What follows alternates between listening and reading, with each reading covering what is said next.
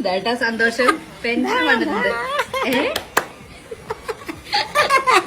അപ്പോ അതിനൊക്കെ കിട്ടും. കുറച്ചായാലും സന്തോഷാണ്. എന്താ നമ്മളാരും കുറച്ചല്ല അല്ലല്ലോ ഇപ്പൊ തരുന്നത്. എത്രയാണ് അറിയില്ല, 1 മാസത്തെയോ 2 മാസത്തെയോ. എത്ര ഒരു മാസം? 10,000 കിട്ടുമോ? അയ്യോ, 1200 150 ഇങ്ങനെ ഞാനാണ് തോന്നണം. ഒക്കെ മറന്നു പോവുക. അവിടെ എന്താ നമുക്ക് ഗുളിക മേടിക്കാനുണ്ടല്ലോ. ഓ, ഗുളിക. ഈ ചിരികൾ അസ്വസ്ഥരാക്കുന്നത് ആരെയാണ്? ഈ കണ്ണുകളിൽ നനവ് പടരണമെന്ന് ആഗ്രഹിക്കുന്നതാരാണ്? നുണക്കോട്ടകൾ തീർത്ത് വോട്ട് തേടുന്ന UDFിൻ്റെ കുടിലതയാണ് നിലമ്പൂരിലൂടെ ഒരിക്കൽ കൂടി പുറത്തു വന്നത്. ജനങ്ങളുടെ അവകാശത്തെ കൈക്കൂലിയാക്കി മാറ്റാനുള്ള നീക്കം പരാജയമുനമ്പിൽ നിന്നുള്ള ഒരു പറച്ചിലാണ്. മൂർത്തമായ ചില രാഷ്ട്രീയ പ്രശ്നങ്ങളുടെ അവതരണമാണ് ഒരു തെരഞ്ഞെടുപ്പിൽ ജനാധിപത്യ വിശ്വാസികൾ ആഗ്രഹിക്കുന്നത്. എന്നാൽ നിലമ്പൂരിൽ നമ്മൾ കണ്ടത് കൃത്യമായ രാഷ്ട്രീയം പറയാൻ കഴിയാതെ നിലവിളിച്ചുകൊണ്ട് കള്ളത്തരങ്ങൾ പറഞ്ഞുകൊണ്ടേയിരിക്കുന്ന പ്രതിപക്ഷത്തെയാണ്.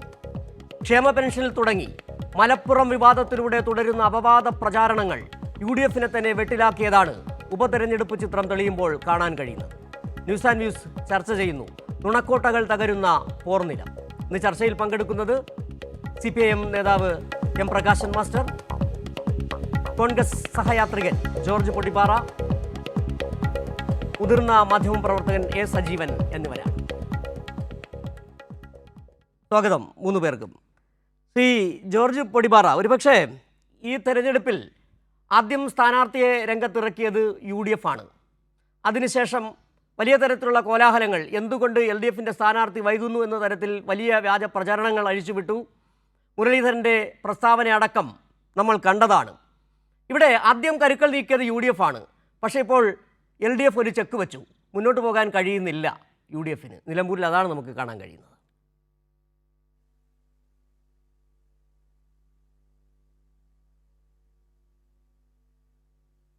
ജോർജ് പൊടിപ്പാറ. ആദ്യം തന്നെ പറയട്ടെ, ഈ കോൺഗ്രസ് സഹയാത്രി എന്ന് മാറ്റിയിട്ട് സാധാരണഗതിയിൽ ഞാൻ രാഷ്ട്രീയ നിരീക്ഷകൻ അല്ലെങ്കിൽ മാധ്യമ പ്രവർത്തകൻ എന്ന നിലയിലാണ് പൊതുവിൽ നടത്തുന്നത്. അപ്പൊ അതൊന്ന് മാറ്റുന്നത് നന്നായിരിക്കും. തീർച്ചയായും. താങ്കൾ പറഞ്ഞതുപോലെ ഇപ്പൊ ഈ പറഞ്ഞത് എന്നെ സംബന്ധിച്ചിടത്തോളം ഈ നിലമ്പൂർ ഉപതെരഞ്ഞെടുപ്പിലെ ഏറ്റവും വലിയ ആഹ്ലാദം എന്ന് പറയുന്നത് അതൊരു അന്തസ്സുള്ള രാഷ്ട്രീയ പോരാട്ടമായിട്ട് മാറുകയാണ്.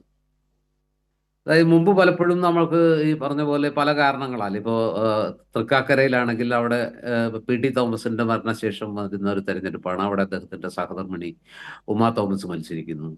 പുതുപ്പള്ളിയിലാവട്ടെ അവിടെ ശ്രീ ഉമ്മൻചാണ്ടി, കേരളം കണ്ട ഏറ്റവും വലിയ രാഷ്ട്രീയക്കാരിൽ ഒരാളായ ഉമ്മൻചാണ്ടിയുടെ മരണശേഷം, വേർപാടിന് ശേഷം വരുന്ന തെരഞ്ഞെടുപ്പ് അവിടെ മകൻ ചാണ്ടി ഉമ്മൻ സ്ഥാനാർത്ഥിയാകുന്നു.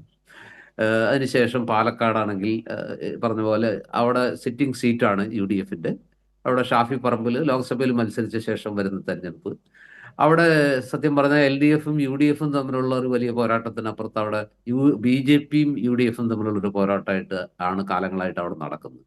പക്ഷെ ഇവിടെ യഥാർത്ഥത്തിൽ കേരളത്തിലെ 2 വലിയ മുന്നണികൾ, 2 പ്രബല മുന്നണികൾ തന്നെ അവരൊരു രാഷ്ട്രീയമായിട്ട് നേട്ടങ്ങളും കോട്ടങ്ങളും അതുപോലെ തന്നെ എന്താ പറയുക മറ്റു രീതിയിൽ, അതായത് സർക്കാരിൻ്റെ വികസന നേട്ടങ്ങൾ ഉയർത്തിപ്പിടിച്ചുകൊണ്ട് ഇടതുമുന്നണി മത്സരിക്കുന്നു. അവരേറ്റവും മികച്ച അവരുടെ കൈവശമുള്ള അല്ലെങ്കിൽ ആ പാർട്ടിക്ക് മത്സരിപ്പിക്കാവുന്ന ഏറ്റവും മികച്ച ഒരു സ്ഥാനാർത്ഥിയെ തന്നെ അണിനിരത്തുന്നു. കേരളം മുഴുവൻ സ്വീകാര്യതയുള്ള പാർട്ടിയുടെ സെക്രട്ടേറിയറ്റ് അംഗമായ സ്വരാജിനെ തന്നെ മത്സരരംഗത്തിറക്കുന്നു.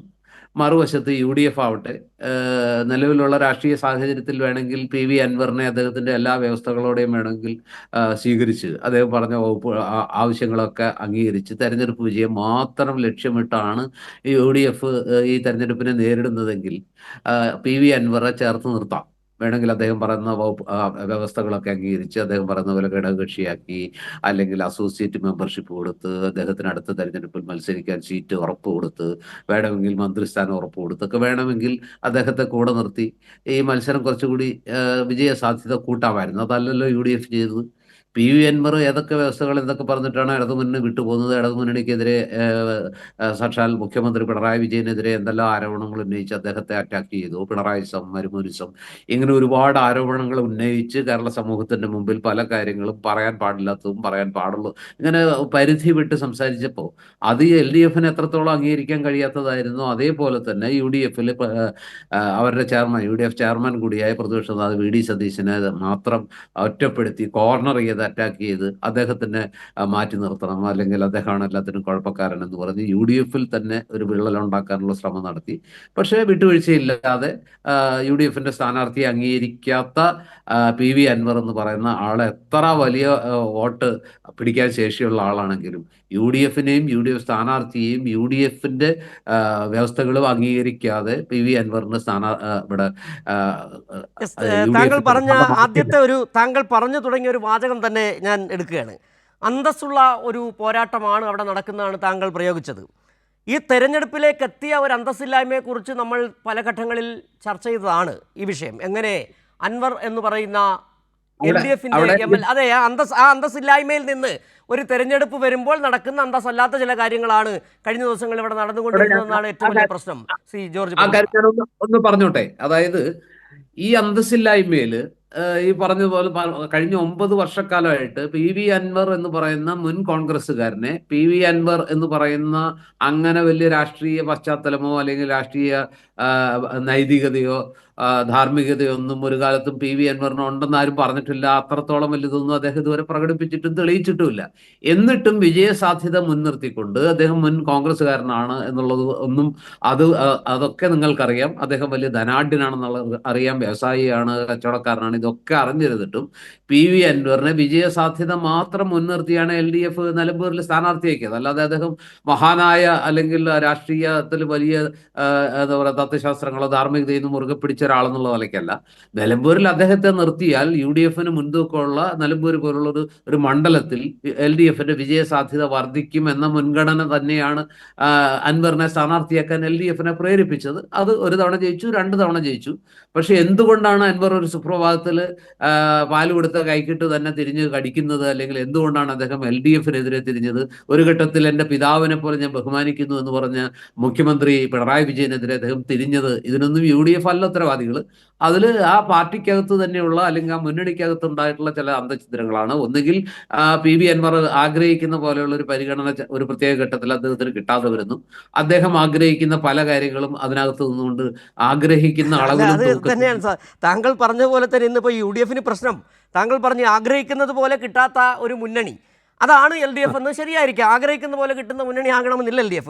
ഇന്ന് പക്ഷേ ശ്രീ ജോർജ് പടിപ്പാറ, താങ്കൾ പറഞ്ഞതിലൂടെ തന്നെ താങ്കൾ നേരത്തെ പറഞ്ഞതിൻ്റെ രസമാണ് ഞാൻ പറയാൻ പോകുന്നത്. അതായത് ഒരു പക്ഷേ ഇന്ന് UDF ഇന്ന് തന്നെ ഈ അൻവർ പറഞ്ഞതാണ്, അൻവർ വെച്ച ഉപാധികൾ അടുത്ത തെരഞ്ഞെടുപ്പിൽ UDF അധികാരത്തിൽ വരികയാണെങ്കിൽ ആഭ്യന്തര മന്ത്രി സ്ഥാനം കിട്ടണം, പിന്നെ വനം വകുപ്പ് കിട്ടണം, 2 മണ്ഡലങ്ങൾ വേണം, ഇത്യാദി നിലപാടുകൾ മുന്നോട്ട് വെച്ച് പ്രതിപക്ഷ നേതൃസ്ഥാനത്ത് നിന്ന് സജീവനെ മാറ്റണം, പ്രതിപക്ഷ നേതൃസ്ഥാനത്ത് നിന്ന് സതീശനെ മാറ്റണം എന്നടക്കമുള്ള കാര്യങ്ങൾ. ശരിക്കും പറഞ്ഞാൽ ഇതിനൊരു തമാശ എന്ന് പറഞ്ഞു കഴിഞ്ഞാൽ ഇന്ന് വേണമെങ്കിൽ കാര്യമായിട്ടങ്ങ് സമ്മതിക്കാവുന്നേ ഉള്ളൂ. ഇപ്പം ഏറെക്കുറെ ബോധ്യപ്പെട്ട് കഴിഞ്ഞിട്ടുണ്ട്. ഇത് 3-ാം സ്ഥാനത്ത് പ്രതിപക്ഷ നേതാ സ്ഥാനത്ത് ആര് വരുമെന്നുള്ള കാര്യത്തിലൊക്കെ ചർച്ചകൾ ഇവിടെ നടക്കുകയാണ്. ഈ അധികാരത്തിൽ തന്നെ വരാൻ സാധ്യതയില്ലാത്ത ഒരു മുന്നണിക്ക് വളരെ കൃത്യമായി ഉറപ്പ് കൊടുത്തുകൊണ്ട് വേണമെങ്കിൽ പോകാം. അതായത് ആഭ്യന്തര മന്ത്രി സ്ഥാനം കൊടുക്കാം. നേരത്തെ തന്നെ ഇതുമായി ബന്ധപ്പെട്ട് ചില മണ്ഡലങ്ങൾ അൻവർ ചോദിക്കുകയും ചെയ്തു, അതൊക്കെ നമ്മൾ കണ്ടതാണ്. പക്ഷേ താങ്കൾ പറഞ്ഞതിൽ നിന്ന് നമ്മൾ കണ്ടത് ചർച്ച ചെയ്ത കുറേ വിഷയങ്ങളാണ്. അല്ല ശ്രീ ജോർജ് പടിപ്പാറ, ചർച്ച ചെയ്തതാണ് അൻവർ വന്ന സാഹചര്യം, അൻവർ LDF നിന്നത്, ഇപ്പോൾ മാറിപ്പോയതൊക്കെ നമ്മൾ കണ്ടതാണ്. ഇപ്പോൾ കറക്റ്റ് ചിത്രം തെളിഞ്ഞിരിക്കുന്നു. 10 പേർ ഈ തെരഞ്ഞെടുപ്പിൻ്റെ രംഗത്തുണ്ട്. ഇവിടെ നമ്മൾ വിഷയം എന്ന് പറയുന്നത് എന്താണ്? ഒരു മൂർത്തമായ ഒരു തെരഞ്ഞെടുപ്പ് പ്രചാരണം, ഒരു രാഷ്ട്രീയ പ്രശ്നം. താങ്കൾ പറഞ്ഞ അന്തസ് എന്ന് പറയുന്നത് ആ അന്തസ്സില്ലായ്മയോടെ നടക്കുന്നുണ്ടെന്നാണ് മനസ്സിലാക്കാൻ കഴിഞ്ഞത്. ശ്രീ പ്രകാശൻ മാസ്റ്റർ, ഒരു അന്തസ്സുള്ള പോരാട്ടമാണ് ജോർജ് പടിപ്പാറ പറഞ്ഞ അന്തസ്സുള്ള പോരാട്ടം നടക്കുന്നു. അതാണ് UDF അവിടെ മുന്നോട്ട് വെച്ചത്. ഒരു പക്ഷേ അൻവർ എന്ന് പറയുന്ന പഴയ LDF MLA എടുത്ത നിലപാട്, അന്തസ്സില്ലാത്ത നിലപാട് ഒരു തെരഞ്ഞെടുപ്പിലേക്ക് കൊണ്ടെത്തിച്ചിരിക്കുന്നു. എന്ത് രാഷ്ട്രീയമാണ് ഇവിടെ UDF മുന്നോട്ട് വെച്ചിരിക്കുന്നത്? കഴിഞ്ഞ ദിവസങ്ങളിൽ നമ്മൾ കണ്ടതാണ്, അവർ തന്നെ വെട്ടിലായതാണ്. സംസ്ഥാന സർക്കാരിൻ്റെ വികസനവുമായി ബന്ധപ്പെട്ട്, ക്ഷേമ പ്രവർത്തനവുമായി ബന്ധപ്പെട്ട് ഏറ്റവും വലിയ ഒരു പദ്ധതി ക്ഷേമ പെൻഷൻ അതിനെ അപഹസിക്കുന്ന രീതിയിൽ അതിനെയല്ല അപഹസിച്ചത്, 62 ലക്ഷം പേര് അപഹസിക്കുന്നു.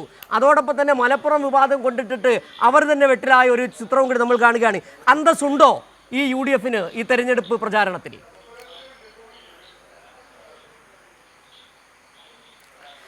ഇതിൽ ജോർജ് പൊടിപ്പാറ അനാവശ്യമായി കോൺഗ്രസിനെ വെള്ളപൂശാൻ ശ്രമിക്കുകയാണ്. ഇപ്പോൾ തെരഞ്ഞെടുപ്പിന് മുമ്പുള്ള UDFൻ്റെയും കോൺഗ്രസിൻ്റെയും പ്രതീക്ഷ നാട്ടുകാർക്കും കേരളത്തിനുമാകെ അറിയുന്ന ഒന്നാണ്.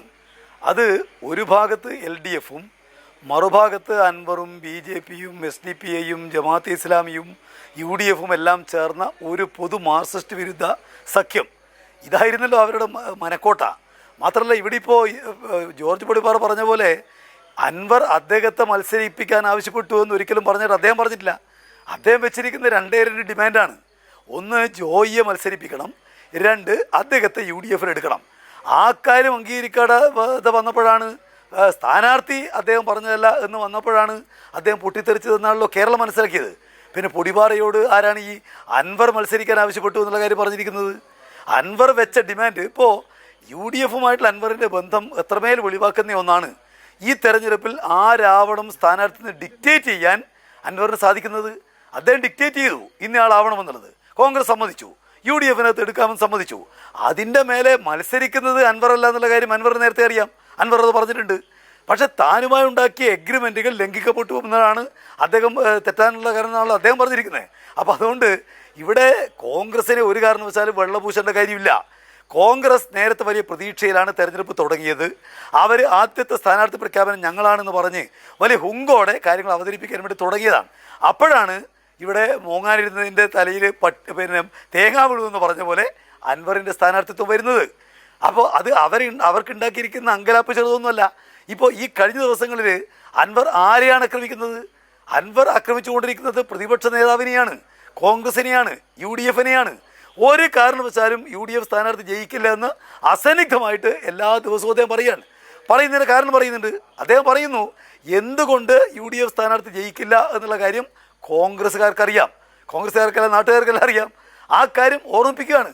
അതുപോലെ തന്നെ ഇവിടെ ജോയിയെ മത്സരിപ്പിക്കാതിരുന്നതിൻ്റെ കാരണം അദ്ദേഹത്തിന് ഗോഡ് ഫാദർ ഇല്ല എന്നുള്ളതുകൊണ്ടാണ്. ആ പാർട്ടിയെ സംബന്ധിച്ച് ഒരു വലിയ പരാതിയല്ലേ, ഒരു വലിയ ആക്ഷേപം ഉന്നയിച്ചിരിക്കുന്നത്. എന്ന് മാത്രമല്ല, മലയോര മേഖലയിലെ കൃഷിക്കാരനെ അവഗണിക്കുന്നു, ഒരു പ്രത്യേക വിഭാഗത്തെ അവഗണിക്കുന്നു കോൺഗ്രസ്. കാലാകാലമായിട്ട് കോൺഗ്രസ് ഇത്തരം കാര്യങ്ങളാണ് ചെയ്യുന്നത് എന്നെല്ലാമുള്ള ആക്ഷേപങ്ങൾ ഉന്നയിച്ച് വേറെ ആരുമില്ല, അൻവറാണ്. അപ്പോൾ അൻവറിനെ പ്രതിരോധിക്കുക എന്ന് പറയുന്ന പണിയാണ് കഴിഞ്ഞ കുറച്ച് ദിവസക്കാലമായിട്ട് കോൺഗ്രസ് ചെയ്യേണ്ടി വരുന്നത്. ഇവിടെ ഞങ്ങളെ ആക്രമിച്ച് കളയാം എന്ന് വിചാരിച്ച് ആരംഭിച്ച കോൺഗ്രസ് സ്വയം പ്രതിരോധിക്കേണ്ടി വന്നിരിക്കുകയാണ്. തങ്ങളുടെ പാളയത്തിൽ നിന്നുള്ള പടയെ നേരിടാൻ വലിയ പാടുപെടുന്ന കാഴ്ചയല്ലേ നമ്മളിപ്പോൾ ഇവിടെ അവരുടെ മണ്ഡലം കൺവെൻഷൻ നടന്നു, പ്രതിപക്ഷ നേതാവിൻ്റെ പത്രസമ്മേളനം നടന്നു. എന്തിനു വേണ്ടിയാണ് ശ്രമിച്ചിരിക്കുന്ന കാര്യം സ്വയം പ്രതിരോധിക്കാനാണ്. UDFിനകത്തുള്ള വിള്ളലില്ല എന്നുള്ള കാര്യം മറച്ചു വെക്കാനാണ്. 24ാമത്തെ മണിക്കൂറിലും അദ്ദേഹത്തിൻ്റെ വീട്ടിൽ യൂത്ത് കോൺഗ്രസ് സെക്രട്ടറി അയച്ച് സ്ഥാനാർത്ഥിത്വം പിൻവലിക്കാൻ വേണ്ടി ശ്രമിച്ച ആളുകൾ പറയുന്നു അൻവർ ഒരു പ്രശ്നമേ അല്ല, ഞങ്ങൾക്ക് അൻവർ എങ്ങനെ ചെയ്താലും. അപ്പോൾ അത് തെറ്റാണെന്നുള്ള ആർക്കറിയാത്തത്? ഇവിടെ രമേശ് ചെന്നിത്തല പറയുന്നു അൻവർ UDFിലേക്ക് വരും.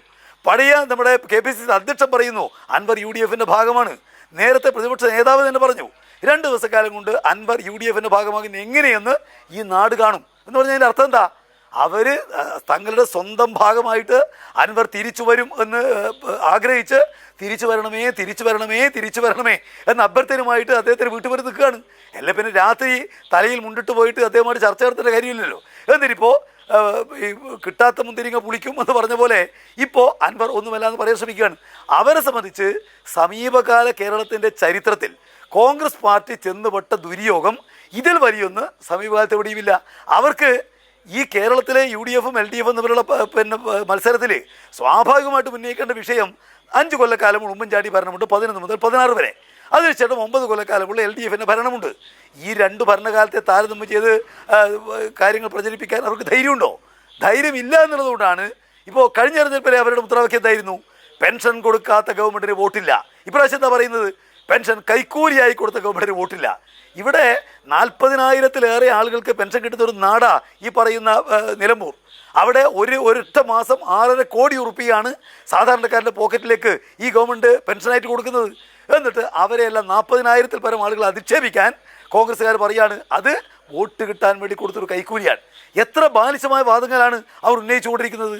ഇവിടെ എത്രയോ കാലം മുമ്പ് കേരളം ചർച്ച ചെയ്ത് അവയെല്ലാം തന്നെ ഉപേക്ഷിച്ച ചർവിതചർവണമായ കാര്യങ്ങൾ. അതിലപ്പുറം എന്തെങ്കിലും ഒരു കാര്യം ഇവിടെ സതീശനാവട്ടെ അല്ലെങ്കിൽ വേണുഗോപാലാവട്ടെ ആരെങ്കിലും ഉന്നയിച്ച് പറയാൻ കഴിയുമോ? എത്രയോ മാസങ്ങൾക്ക് മുമ്പ് ഉന്നയിച്ച് അതിനെല്ലാം കൃത്യമായ നിലക്കുള്ള ഒരു നിലപാടിലേക്ക് രാഷ്ട്രീയ കേരളം എത്തിയ നിലപാടുകൾ അത് ചർവണമായി പറയുക എന്നല്ലാതെ UDF നിന്ന് എന്തുകൊണ്ട് UDF വോട്ട് ചെയ്യണം, എന്തുകൊണ്ട് LDF വോട്ട് ചെയ്തുകൂടാ, ഇത് പറയാനുള്ള ധൈര്യം അവർക്കുണ്ട് ഇല്ല.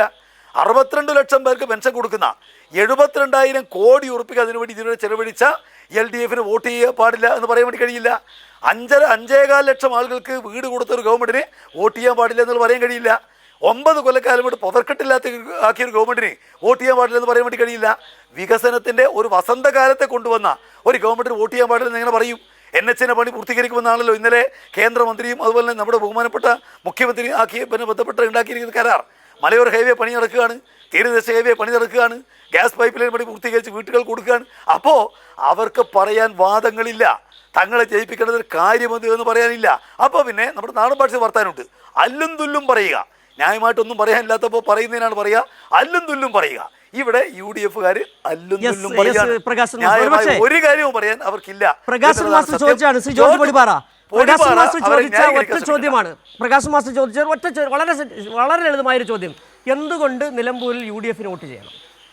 ജോർജ് പൊടിപ്പാറ, താങ്കൾ കേട്ടിട്ടുണ്ടാകണം. ഞാൻ സംസാരിക്കുമ്പോഴും താങ്കൾ ഈ പറഞ്ഞ പോലെ ഞാനൊരു കാര്യം പറയാൻ ശ്രമിക്കുമ്പോൾ അതിനകത്ത് ഇടയ്ക്ക് കയറിയിട്ട് വിഷയം മാറ്റരുത്, വേറെ ചോദ്യങ്ങൾ ചോദിക്കരുത് പ്ലീസ്. അതായത് ഞാൻ ചോദിച്ച ഇപ്പൊ താങ്കൾ തന്നെ പറഞ്ഞു, ഞാൻ അന്തസ്സുള്ള ഒരു പോരാട്ടം എന്ന് പറയുന്നത് ഇതിനകത്ത് ഈ തെരഞ്ഞെടുപ്പിന്റെ ഒരു മുഖം വെച്ചിട്ട് UDFും LDFും തമ്മിൽ നിലവിലുള്ള രാഷ്ട്രീയ പ്രശ്നങ്ങളും സർക്കാരിന്റെയും പ്രതിപക്ഷത്തിന്റെയും വാദങ്ങൾ ഉന്നയിച്ചുകൊണ്ട് കുറെ കൂടി വിശാലമായ അന്തസ്സാർന്ന ഒരു രാഷ്ട്രീയ പോരാട്ടം എന്നാണ് മീൻ ചെയ്തത്. അതല്ലാതെ LDFന് അന്തസ് കൂടുതൽ UDFന് അന്തസ്സില്ല, അല്ലെ അന്തസ് തിരിച്ച് കൂടുതലും കുറവ്, ആ അർത്ഥത്തിലല്ല ഞാൻ പറഞ്ഞത്. ഒരു മികച്ച രാഷ്ട്രീയ യുദ്ധമായിട്ട്, ഒരു രാഷ്ട്രീയ മത്സരമായിട്ട് അവിടെ മാറും.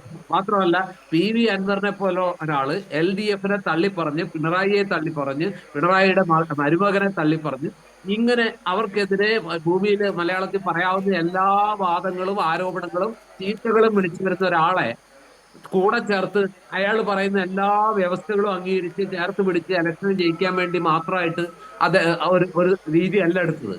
PV അൻവർ UDFന്റെ സ്ഥാനാർത്ഥിയെ അംഗീകരിക്കാതെ, PV അൻവർ UDFന്റെ നയങ്ങളും സമീപനങ്ങളും അംഗീകരിക്കാതെ, UDFന്റെ തീരുമാനങ്ങൾ അംഗീകരിക്കാതെ, ഇനി അൻവർ എത്ര വലിയ മുത്തുപട്ടരായാലും വേണ്ടില്ല, അല്ലെങ്കിൽ എന്തോരം വലിയ തമ്പുരാനായാലും ആ അൻവറെ ഞങ്ങൾക്ക് വേണ്ട, ഇലക്ഷൻ ജയിക്കോ തോൽക്കോ അത് പ്രശ്നമല്ല, മറിച്ച് അൻവർ പറയുന്ന വ്യവസ്ഥകൾക്ക് കീഴടങ്ങി വിധേയനായി LDFനെ തോൽക്കുക എന്ന ഒരൊറ്റ അജണ്ട മാത്രം മുന്നിൽ വെച്ചുകൊണ്ട് ഈ തെരഞ്ഞെടുപ്പിനെ നേരിടാൻ UDF തയ്യാറാകാതിരുന്നത്, ഒരു രാഷ്ട്രീയ അന്തസ്സും അഭിമാനവും പുലർത്തിയത്, അത് VD സതീശനാവട്ടെ, അല്ലെങ്കിൽ മറ്റേ KPCC പ്രസിഡന്റ് ആവട്ടെ, AICC ആകട്ടെ, അല്ലെങ്കിൽ ആരും ആകട്ടെ, ആ ഒരു അന്തസ്സ് കാണിച്ചതിനാണ് ഞാൻ പറഞ്ഞത് അതൊരു അന്തസ്സ് തന്നെയാണ്.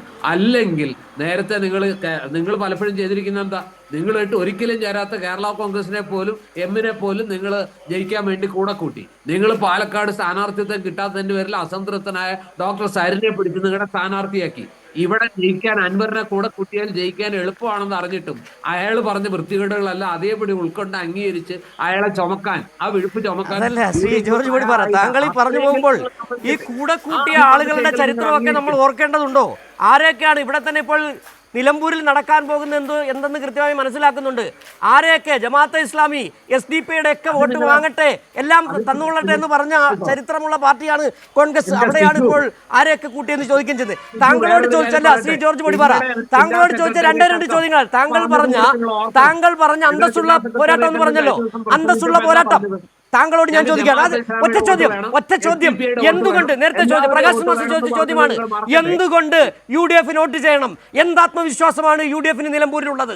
എന്തുകൊണ്ട് വോട്ട് ചെയ്യണം UDFന് നിലമ്പൂരുകാർ? ഈ ചോദ്യം നിങ്ങൾ ആദ്യം ചോദിക്കുന്നതല്ലോ. UDF ഒരു ചോദ്യം ചോദിച്ചു.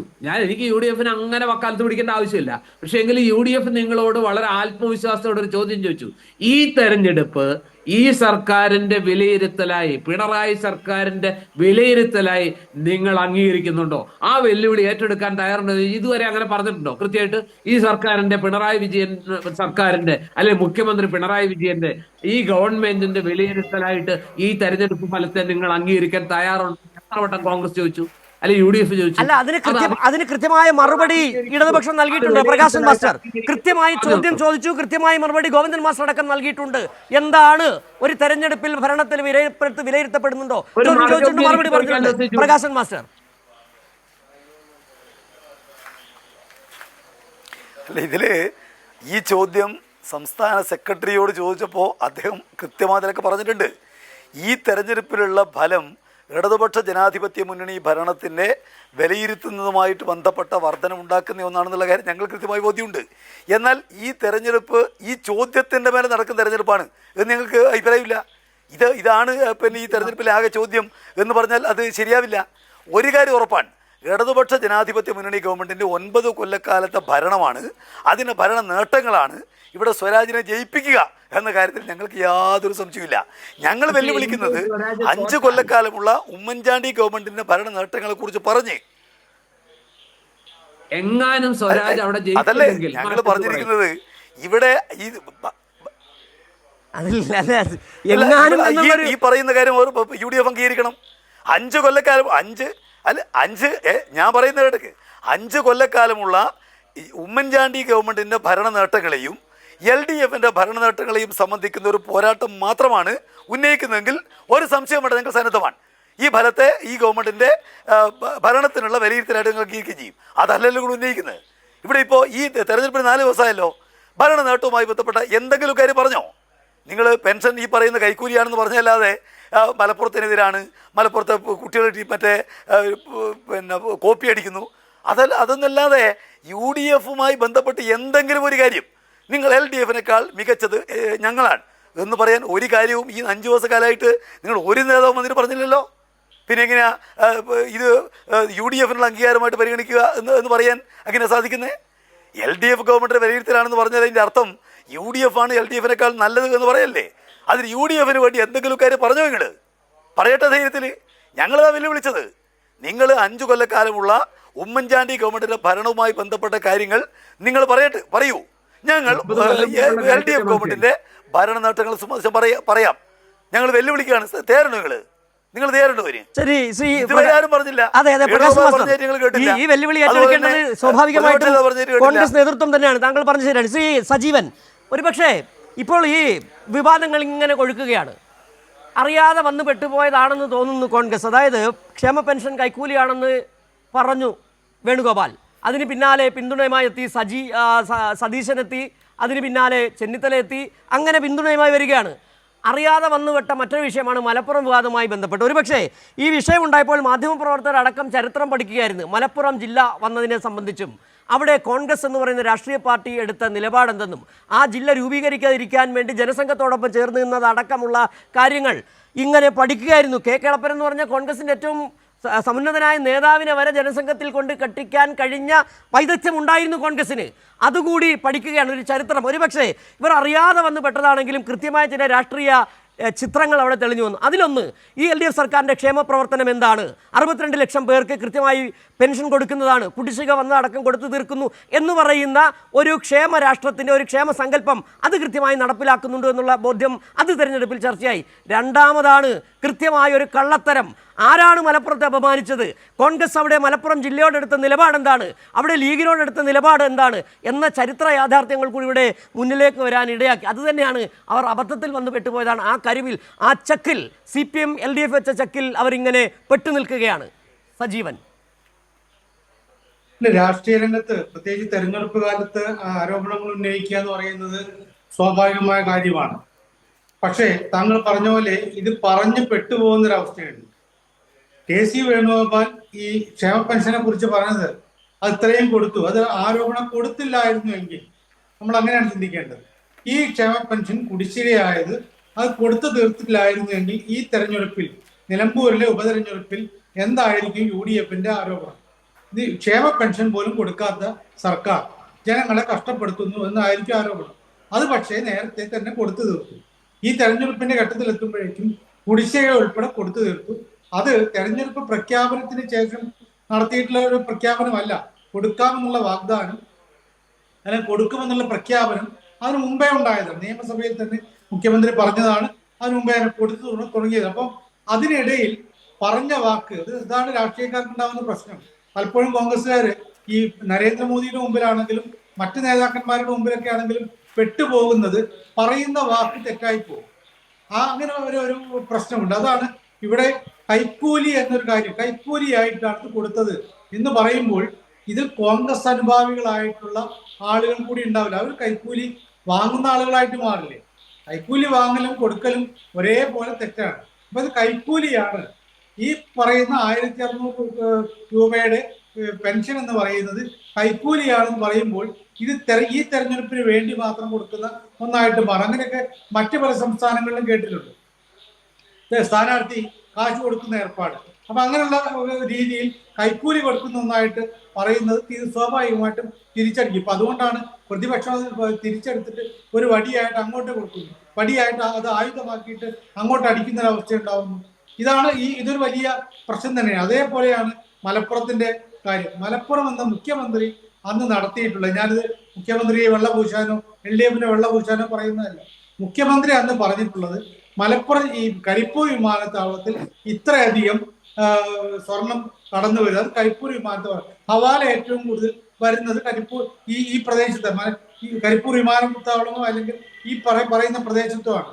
അത് അങ്ങനെ ഉണ്ടാവുന്നതിൽ ഏറ്റവും കൂടുതൽ ജില്ല തിരിച്ചുള്ള കണക്കിൽ മലപ്പുറം ജില്ലയാണ് എന്ന് പറയുന്നു. മലപ്പുറം ജില്ലയാണെന്നുള്ള യാഥാർത്ഥ്യമാണല്ലോ. അതിനർത്ഥം ഏതെങ്കിലും പ്രത്യേക കമ്മ്യൂണിറ്റി ആണെന്നുള്ളതല്ല. ഇപ്പൊ നമ്മൾ കേരളത്തിലെ ഈ ഓരോ ജില്ലയും എടുത്തിട്ട് അവിടെ എത്ര വാഹനാപകടങ്ങൾ കൂടുതലായിട്ട് നടക്കുന്നത് എവിടെയാണ് എന്ന് നോക്കിയാൽ ഒരുപക്ഷെ കോഴിക്കോട് ജില്ലയോ മലപ്പുറം ജില്ലയോ കണ്ണൂർ ജില്ലയോ ഏതൊക്കെ ജില്ലയായിരിക്കുമല്ലോ. അത് പറഞ്ഞാൽ കണ്ണൂരുകാരെ അല്ലെങ്കിൽ കോഴിക്കോട്ടുകാരെ അവമാനിക്കാമെന്നല്ലല്ലോ അർത്ഥം. ഇത് യാഥാർത്ഥ്യമാണ്. ഈ കരിപ്പൂർ വിമാനത്താവളം കൊല്ലം കോഴിക്കോട് വിമാനത്താവളം എന്ന പേരുള്ളത് മലപ്പുറം ജില്ലയിലെ കൊണ്ടോട്ടിയിലാണ്. സ്വാഭാവികമായിട്ട് അവിടെ ഇറങ്ങുന്ന സ്വർണത്തിന്റെ കണക്ക് മലപ്പുറം ജില്ലയുടെ കണക്കിലാണ് പെടുത്തുക. അതാണ് വരിക. അതിനർത്ഥം മലപ്പുറം ജില്ലയിലുള്ള മുഴുവൻ ആളുകളും കള്ളക്കടത്തുകാരാണെന്നല്ല. അത് അൻവറിന് പറയാം. അൻവർ അങ്ങനെ കുറെ ഭാഷ്യങ്ങളൊക്കെ ഉണ്ടാക്കുന്നു. പക്ഷേ അത് പറയുമ്പോഴേക്കും അതൊരു രാഷ്ട്രീയമായുധമായിട്ട് പറയുന്നു. അപ്പോഴാണ് LDF ഇവിടെ എങ്ങനെയാണ് ഈ ജില്ല ഉണ്ടായത്, ആരുടെ കാലത്താണ് ജില്ല ഉണ്ടായത്, അന്ന് അതിനെ എതിർത്ത ആളുകൾ ആരൊക്കെയാണ് എന്ന് പറയും. ഇതിന്റെ ഈ പോരാട്ടത്തിൽ സ്വാഭാവികമായിട്ടും ഉള്ള പോരാട്ടമാണ്. അത് ജനങ്ങൾ അതിന് തെരഞ്ഞെടുക്കുന്ന എങ്ങനെയാണെന്നുള്ളതിനെ കുറിച്ച് വേറെ കാര്യം. അപ്പൊ സ്വാഭാവികമായി ഇത്തരം കാര്യങ്ങളൊക്കെ തങ്ങളൊരു ആയുധം ഉപയോഗിക്കുമ്പോൾ ആ ആയുധം കൃത്യമായിട്ട് ഉപയോഗിക്കാനുള്ളൊരു ആർജവം, അതിനുള്ള ഒരു സാമർഥ്യമൊക്കെ നേതാക്കന്മാർക്ക് ഉണ്ടാവണം. ഒരു തെരഞ്ഞെടുപ്പ് റാലിയുടെ തെരഞ്ഞെടുപ്പ് കൺവെൻഷനിൽ വെച്ചിട്ട് UDFന്റെ സമ്പന്നരായ നേതാവ് ഇത് കൈക്കൂലിയാണെന്ന് പറയുമ്പോൾ ഇത് ഈ ക്ഷേമ പെൻഷൻ ഈ തെരഞ്ഞെടുപ്പ് പ്രഖ്യാപിച്ചതിന് ശേഷം നിലമ്പൂർ മണ്ഡലത്തിൽ മാത്രം കൊടുക്കുന്ന ഒന്നാണെങ്കിൽ നമുക്ക് എന്തായാലും പറഞ്ഞത് കൈക്കൂലിയാണെന്നുള്ളത്. അല്ലെങ്കിൽ നിലമ്പൂരുകാർക്ക് മാത്രം ഇത് 1600 പകരം 2500 ആക്കുന്നു എന്ന് പറഞ്ഞാൽ കൈക്കൂലി എന്ന് പറയും. ഇത് 1600 കൊടുക്കാൻ തുടങ്ങി കുറെ കാലമായി. അതിൽ കുറച്ച് കാലമായിട്ട് കുടിശ്ശിക ഉണ്ടായിരുന്നു. ആ കുടിശ്ശിക കൊടുക്കാമെന്ന് പറഞ്ഞത് ഉപതെരഞ്ഞെടുപ്പിന്റെ പ്രഖ്യാപനത്തിന് ശേഷമാണെങ്കിൽ നമുക്ക് കൈക്കൂലി എന്ന് പറയാം. ഇതായാലും അതിന് മുമ്പേ പ്രഖ്യാപിച്ചാണ്, അതിന് മുമ്പേ കൊടുത്തു തുടങ്ങിയതാണ്. ഇപ്പൊ കുടിശ്ശികയായി. ഞാൻ മനസ്സിലാക്കിയെടുത്തോളം മെയ് മാസത്തോടെ കുടിശ്ശിക പൂർണ്ണമായിട്ട് തീർത്തു കഴിഞ്ഞു. അപ്പൊ അതിനെ ഇങ്ങനെ പറയുമ്പോൾ നമ്മൾ ആരാന്റെ കയ്യിൽ വടി വെച്ചു കൊടുക്കരുതെന്ന് ഒരു ചൊല്ലുണ്ട്. അങ്ങനെ ആരാന്റെ കയ്യിൽ വെച്ചു കൊടുത്ത വടിയായിട്ട് മാറുന്നു. ഇത് ഈ പ്രത്യേകിച്ച് പെൻഷന്റെ കാര്യം അതൊരു കൃത്യമായി UDFന് കിട്ടിയിട്ടൊക്കെ ഉള്ള ഒരു പ്രഹരം കിട്ടുന്ന രൂപത്തിലുള്ള ഒരു വടിയായിട്ട് മാറിയിട്ടുണ്ട്. ശരിയാണ് ശ്രീ സജീവൻ. ശ്രീ ജോർജ് പൊടിപ്പാറ, ഒരുപക്ഷേ നമ്മൾ തുടക്കം മുതൽ സംസാരിച്ചത് ഇതേ വിഷയം തന്നെയാണ്. എന്താണ് നിലമ്പൂരിൽ UDF മുന്നോട്ട് വയ്ക്കുന്ന മുദ്രാവാക്യം? എന്തു പറഞ്ഞാണ് വോട്ട് തേടുന്നത്? ആ ചോദ്യം തന്നെയാണ് ഇപ്പോഴും പ്രസക്തമായി നിൽക്കുന്നത്. നേരത്തെ പ്രകാശൻ മാസ്റ്റർ ചൂണ്ടിക്കാട്ടിയതുപോലെ 2016 ശേഷം 2021, 2024 വരെയുള്ള പിണറായി സർക്കാരിൻ്റെ ഭരണവും അതിനു മുമ്പുള്ള ഉമ്മൻചാണ്ടി സർക്കാരിൻ്റെ ഭരണവും. ഈ രണ്ട് ഭരണങ്ങളാണല്ലോ വിലയിരുത്തപ്പെടുക.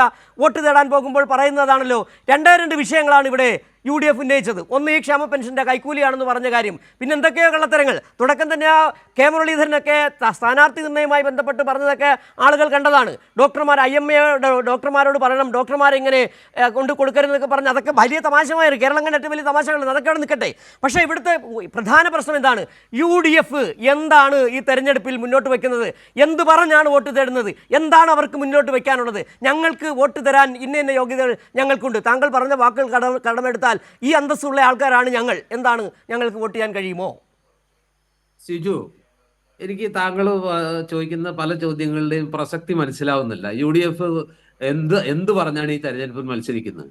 UDF പറയുന്നത് എന്താണെന്ന് താങ്കൾക്ക് കൃത്യമായിട്ട് അറിയാം. ഈ സർക്കാരിന്റെ ജനവിരുദ്ധതയ്ക്കെതിരെ ഈ സർക്കാർ പലപ്പോഴും പല കാര്യങ്ങളിലും മുന്നോട്ട് വെച്ചിട്ടുള്ള കേരള സമൂഹത്തിന് സ്വീകാര്യമല്ലാത്ത ഒരുപാട് കാര്യങ്ങൾ അത് മുന്നോട്ട് വെച്ചുകൊണ്ടാണ് ഈ UDF ഇത് ചെയ്യുന്നത്. നിങ്ങൾ പറയുന്ന പോലെ എന്നല്ല ഞാൻ പറയുന്നത്. അതായത് ഈ സർക്കാരിന്റെ ജനവിരുദ്ധ നയങ്ങൾ പ്രൊജക്റ്റ് ചെയ്തുകൊണ്ട് ഈ സർക്കാരിന്റെ ഭരണ കാലഘട്ടത്തിൽ ജനങ്ങൾക്കുണ്ടായിട്ടുള്ള അസംതൃപ്തി, അസ്വസ്ഥത, പല കാര്യങ്ങളിലും പ്രതീക്ഷയ്ക്ക് ഉയരാതെ പോയത്. നിങ്ങൾ പറയുന്നു അതിഭയങ്കര ഭരണമാണ്, ഈ കേരളത്തിന്റെ ചരിത്രത്തിൽ ഇന്നോളം ഉണ്ടാകാത്ത അത്രയും മെച്ചപ്പെട്ട ഒരു ക്ഷേമ ഭരണമാണ് എന്ന് നിങ്ങൾക്ക് അവകാശപ്പെടാം. കോയ വലിയ അടികാരനെന്ന് കോയ അവകാശപ്പെടുന്നത് സ്വാഭാവികം. പക്ഷെ എൻ്റെ ഒരു ചോദ്യമുണ്ട് സിജു, ഇതേ വാദങ്ങൾ തന്നെയാണ് നിങ്ങൾ, ഇതുപോലെ പ്രചണ്ഡമായ പ്രചരണം തന്നെയാണ് ഈ കഴിഞ്ഞ ഉപതെരഞ്ഞെടുപ്പുകളിലെല്ലാം മുന്നോട്ട് വെച്ചത്. തൃക്കാക്കരയിൽ നിങ്ങൾ ഇതേ വാദങ്ങൾ മുന്നോട്ട് വെച്ചു. മുഴുവൻ മന്ത്രിപ്പടയും മുഖ്യമന്ത്രിയും അവിടെ ക്യാമ്പ് ചെയ്ത് പ്രചരണം നടത്തി. അവിടെ നിങ്ങൾക്ക് ആകെപ്പാടെ തോറ്റപ്പോ പറയാനുള്ളത് എന്താ? അവിടെ സഹതാപ തരംഗമാണ്, സിറ്റിംഗ് സീറ്റാണ്, ആ തോൽവി ഞങ്ങൾ കാര്യമായിട്ട് കാണുന്നില്ല. പക്ഷേ 3 ഭൂരിപക്ഷത്തിലേക്ക് കാര്യങ്ങൾ പോകുമ്പോൾ ഈ സർക്കാരിന്റെ നിലപാടുകളെ, മുഖ്യമന്ത്രിയുടെ പ്രചരണത്തെ, മന്ത്രി പട അവിടെ ക്യാമ്പ് ചെയ്തത് കൊണ്ട് ജനങ്ങളെ എന്ത് ബോധ്യപ്പെടുത്താൻ കഴിഞ്ഞു? ഇത് തന്നെയല്ലേ പുതുപ്പള്ളിയിൽ നടന്നത്. അവിടെയും പോട്ടെ, ഉമ്മൻചാണ്ടിയുടെ ഇതിന് ശേഷമാണെന്നുള്ള പറയാം, അവിടെ ഒരു പരിധി വരെ നമുക്ക് പിടിച്ചു വയ്ക്കാം. പക്ഷെ പാലക്കാട് നിങ്ങൾ മുമ്പ് 3-ാം സ്ഥാനത്തായിരുന്നു, ഇത്തവണയും 3-ാം സ്ഥാനത്തായി. നിങ്ങളുടെ ഈ വലിയ മഹാനേട്ടങ്ങളുടെ കാര്യമൊക്കെ കൊട്ടിഘോഷിച്ചിട്ട് ഇത്രയും വലിയ പ്രചാരണ കോലാഹലങ്ങൾ നടത്തിയിട്ട് അവിടെ 3700 വോട്ടിന് ജയിച്ച ഷാഫി ജയിച്ച സ്ഥാനത്ത് രാഹുൽ മങ്കൂട്ടത്തിൽ 12000 വോട്ടിന് ജയിച്ചു. എത്ര ഇരട്ടിയായി ഭൂരിപക്ഷം? അന്നും അത് അധികം വിദൂരത്തൊന്നും അല്ലല്ലോ സംഭവിച്ചത്. അന്നും ഇതേ സർക്കാരല്ലേ ഭരിച്ചത്, ഇതേ ഭരണ നേട്ടങ്ങൾ തന്നെയല്ലേ കൊട്ടിഘോഷിച്ചത്, ഇതേ ക്ഷേമ സർക്കാരിന്റെ ആ ഒരു ചിത്രം തന്നെയല്ലേ അവിടുത്തെ വോട്ടർമാരുടെ മുമ്പിൽ അവതരിപ്പിച്ചത്. എന്നിട്ട് എന്ത് സംഭവിച്ചു? അപ്പൊ നിങ്ങൾ പറയും അവിടെ SDPIയുടെ വോട്ട്, ഈ പറഞ്ഞ മറ്റവരുടെ വോട്ട്, മറിച്ചവരുടെ വോട്ടെന്ന്. ഇതൊക്കെ എല്ലായിടത്തും എല്ലാ കാലത്തും ഉള്ളതല്ലേ? അതെ, അതല്ല, താങ്കൾ പറഞ്ഞ ശരിയാണ്, എല്ലാ കാലത്തും ഉള്ളതാണ്. അത് ഉള്ളത് എല്ലാ കാലത്തും ഇത്തരത്തിലുള്ള ഈ അടിയൊഴുക്കുകൾ, ഈ അന്തർധാരകൾ ഉള്ളത് UDF മുന്നണിയിലാണ്. അത് ഈ മഴവിൽ മുന്നണി, മഴവിൽ സഖ്യം എന്ന് പറയുന്നത് തെറ്റല്ല ശ്രീ ജോർജ് പടിവാറ. താങ്കളത് നിസ്സാരമായി പറഞ്ഞു പോകുന്നെങ്കിലും കേരളത്തിന്റെ മതനിരപേക്ഷ നിലപാടുകളിൽ, മതനിരപേക്ഷ മൂല്യങ്ങളിൽ വരുത്തിയ വിള്ളൽ എത്രയാണെന്ന് താങ്കൾക്കറിയാമോ? താങ്കൾക്കൊരു തെരഞ്ഞെടുപ്പിന് നിസ്സാരമായി തള്ളിക്കളയാം. SDPIയുടെ വോട്ട്, ജമാഅത്തെ ഇസ്ലാം വോട്ട് മേടിച്ച് ജയിക്കുമ്പോൾ അത് നിസ്സാരമെന്ന് താങ്കൾക്ക് പറയാം. പക്ഷേ കേരള സമൂഹം അങ്ങനെയല്ല കാണുന്നത്. ശ്രീ പ്രകാശൻ മാസ്റ്റർ ചോദിക്കുന്നത്, ശ്രീ ജോർജ് പടിവാറ പറഞ്ഞത് ജനവിരുദ്ധമായ ഒരു ഭരണമാണ് ഇവിടെ, അതുകൊണ്ടാണ് ആ ആത്മവിശ്വാസമാണ് UDFിനുള്ളതെന്നാണ്. ജനവിരുദ്ധമായ ഭരണം കഴിഞ്ഞ 9 വർഷമായി.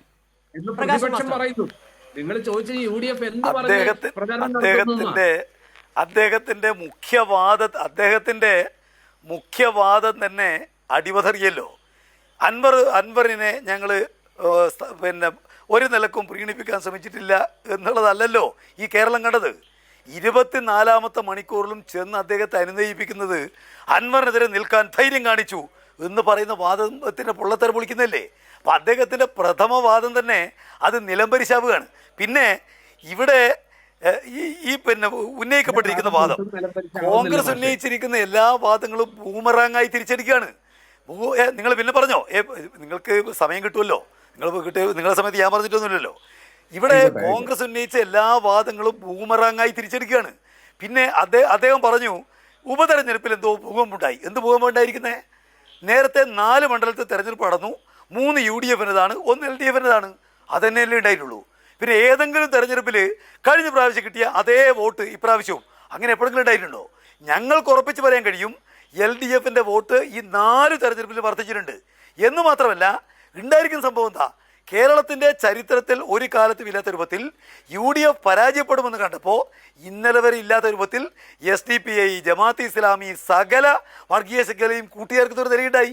അത് തെരഞ്ഞെടുപ്പിൻ്റെ വിജയത്തെ മാത്രം സ്വാധീനിക്കുന്ന ഒരു പ്രശ്നമായിട്ടല്ല ഞങ്ങൾ കണ്ടത്. കേരളത്തിൻ്റെ മതനിരപേക്ഷ പാരമ്പര്യത്തിന് UDF അതിനെ കടക്കൽ കത്തിവെച്ചു. അതാ വിഷയം, അതാണ് ഇതിനകത്ത് ഉന്നയിക്കപ്പെട്ടിരിക്കുന്ന കാര്യം. അതുകൊണ്ട് വോട്ടിൻ്റെ വർധനം ഉണ്ടായിട്ടുണ്ടാവും. അത് കേരളത്തിൻ്റെ രാഷ്ട്രീയ പാരമ്പര്യത്തിന് എത്രമാത്രം കളങ്കം ചാർത്തി എന്നുള്ളതാണ് അവരാലോചിക്കേണ്ടത്. പിന്നെ വലിയ ധൈര്യം ഉണ്ടായിട്ടാണല്ലോ ബന്ധുക്കളെ മാത്രം മത്സരിച്ചിരിക്കുന്ന 2 സ്ഥാനാർത്ഥികൾ. ഞാൻ ചോദിക്കട്ടെ, നിങ്ങൾക്ക് ഈ പറഞ്ഞതുപോലെ കോൺഗ്രസ് നേതാക്കന്മാരാ? അല്ലല്ലോ. അനുതാപ തരംഗം ഉപയോഗിക്കാൻ വേണ്ടിയല്ലേ അവർ മത്സരിപ്പിച്ചത്. വലിയ നിലക്ക് ജയിക്കുന്നുള്ള ഇതുണ്ടായിരുന്നെങ്കിൽ നല്ല രാഷ്ട്രീയക്കാരെ മത്സരിപ്പിച്ചൂടെ? അപ്പോൾ എങ്ങനെയെങ്കിലും അനുതാപ വോൾട്ട് ഉൾപ്പെടെ വാങ്ങി ഇവിടെയുള്ള സകല വർഗീയ പ്രസ്ഥാനങ്ങളെയും ഒരു കുടയുടെ കീഴിൽ അണിനിരത്തി എന്നിട്ട് എന്ത് വൃത്തികേട് കാണിച്ചും ജയിക്കുക, ഇതല്ലേ നടന്നിരിക്കുന്ന കാര്യം. അതുകൊണ്ട് ഇവിടെ ഉപതെരഞ്ഞെടുപ്പിൽ എന്തോ സംഭവം നടന്നിരിക്കുന്നു, എന്തോ ഭൂകമ്പം വന്നിരിക്കുന്നു എന്ന അദ്ദേഹത്തിന് ന്യായത്തോടൊന്നും ഒരു നിലക്കും യോജിക്കാൻ വേണ്ടി കഴിയില്ല. ഇവിടെ നിങ്ങൾ കാണേണ്ടത് കേരളത്തിൻ്റെ ചരിത്രത്തിൽ ആദ്യമായിട്ടാണ് ഈ കഴിഞ്ഞ ലോക്സഭാ തെരഞ്ഞെടുപ്പിൽ ഇവരെല്ലാം ഒരു കുടക്കീഴിൽ മത്സരിക്കുന്ന നിലയുണ്ടായത്. ഞാൻ എന്താണ് ആദ്യം പറഞ്ഞത്, അത് അതേപോലെ ആവർത്തിക്കാനാവും എന്ന നിലക്കല്ലേ ഇവിടെയും അവരിറങ്ങിയത്. പക്ഷേ അൻവർ ഭൂകമ്പം ഉണ്ടാക്കി. അൻവറിൻ്റെ വാദം അൻവറിനെ മത്സരിപ്പിക്കണമെന്നല്ല, അൻവർ വാദം ഉന്നയിച്ചതിന് മേലെ തള്ളിക്കളഞ്ഞല്ല. അൻവറോട് സ്ഥാനാർത്ഥിയെ സമ്മതിച്ച് അദ്ദേഹം പറഞ്ഞല്ലോ, ഒടുവിൽ പോലും എന്നോട് പറഞ്ഞു ജോയിയെ സ്ഥാനാർത്ഥിയാക്കും. അങ്ങനെ സ്ഥാനാർത്ഥിയാക്കാതിരിക്കുകയും ഒരാഴ്ച കൊണ്ട് UDFിലേക്ക് കയറ്റും എന്നുള്ള പ്രതിപക്ഷ നേതാവിൻ്റെ ഉറപ്പ് പാലിക്കപ്പെടാതിരിക്കുകയും ചെയ്തപ്പോഴാണ് അൻവർ പൊട്ടിത്തെറിക്ക് നിലയുണ്ടായതെന്ന് അദ്ദേഹം പറഞ്ഞിട്ടുണ്ടല്ലോ. പിന്നെ എങ്ങനെയാ പൊടിപ്പാറക്ക് വേറെ എന്തോ വിവരം കിട്ടിയത്? അപ്പോൾ അൻവറിനോട് ധൈര്യം കാണിക്കൊന്നുമല്ല, അൻവറും കൂടെ ചേർന്ന് LDFിനെ എതിർക്കാൻ വേണ്ടി കഴിയും എന്ന നിലക്കാണ് നിങ്ങൾ ഇറങ്ങിയത്. പക്ഷേ ഒരു കാരണവശാലും സാധ്യമാവില്ല എന്നുള്ളത് നിങ്ങൾക്ക് മനസ്സിലാക്കാൻ വേണ്ടി കഴിഞ്ഞെന്ന് മാത്രമേ ഉള്ളൂ. ശ്രീ സജീവൻ ഒരു പക്ഷേ ഒറ്റ വാചകത്തിൽ ചോദിക്കുക. അല്ല ശ്രീ സജീവൻ ഒരു പക്ഷേ ഇവിടെ ജോർജ് പൊടിപാറ പറഞ്ഞത് എന്തുകൊണ്ട്, ഞാൻ ചോദിച്ച ചോദ്യം വളരെ പ്രസക്തമാണ്, അതിന് മറുപടി പറയുകയും ചെയ്തു ജോർജ് പൊടിപാറ. അതായത് എന്തുകൊണ്ട് UDFിന് വോട്ട് ചെയ്യണമെന്നും എന്തുകൊണ്ട് LDFിന് വോട്ട് ചെയ്യണമെന്നുള്ള ചോദ്യമാണ്. ജോർജ് പൊടിപാറ പറഞ്ഞത് 9 വർഷം ജനവിരുദ്ധ ഭരണം എന്നുള്ളതാണ്. എന്ത് കാര്യത്തിലാണ് LDFിന് വോട്ട് ചെയ്യേണ്ടതെന്നുള്ളൊരു ചോദ്യമാണ്. ചോദ്യം നമ്പർ 1, 5.5 ലക്ഷം വീടുകൾ, ലൈഫ് മിഷൻ, ദേശീയപാത വികസനം അടക്കമുള്ള കാര്യങ്ങൾ, 62 ലക്ഷം പേർക്ക് 1600 രൂപ വെച്ച് പെൻഷൻ കൊടുക്കുന്നു. ഇത് ജനവിരുദ്ധതയാണോ? ദേശീയപാത വികസനം UDF സർക്കാരിൻ്റെ കാലത്ത് നടത്തുന്നത് ജനവിരുദ്ധതയാണോ? 62 ലക്ഷം പേർക്ക് പെൻഷൻ കൃത്യമായി മുടങ്ങാതെ കൊടുക്കുന്നത് ജനവിരുദ്ധതയാണോ? 5.5 ലക്ഷം വീടുകൾ ഉണ്ടാക്കിയത് ജനവിരുദ്ധതയാണോ? ഗെയിൽ പൈപ്പ് ലൈൻ പദ്ധതി യാഥാർത്ഥ്യമാക്കിയത് ജനവിരുദ്ധതയാണോ?